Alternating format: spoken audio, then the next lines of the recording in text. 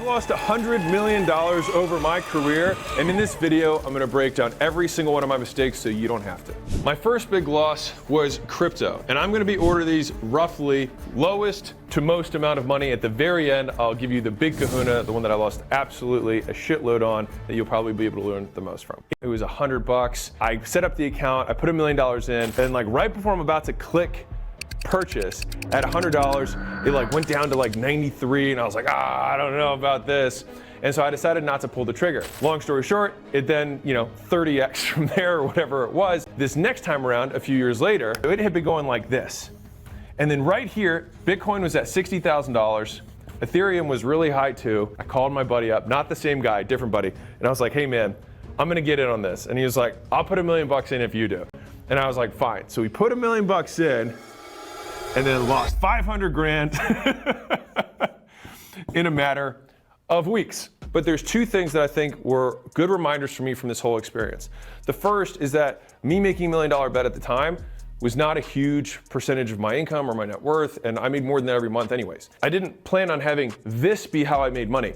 I made money doing stuff that are fundamental business things, and then I basically made a bet or a gamble, which realistically, it was just gambling. The second big point was that Warren Buffett and Charlie Munger talk about your sphere of competence. Business is very much within that. Marketing, sales, acquisition, pricing, product, those are the things that I'm very good at. Now, outside of this is probably real estate and crypto and a bunch of other things that other people do and have spent lots of time developing their skill set. Those people should do those things. I have no idea.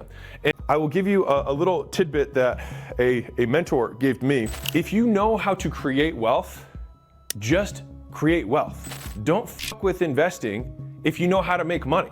And he gave that to me as advice, and I try to remember that as like, what am I good at? And so I think it's important to think about what are the themes that are gonna be around these mistakes, because you're hopefully not gonna repeat the mistake. I'd rather you just get the lesson without the scar, right? And so number one, out of my sphere of competence.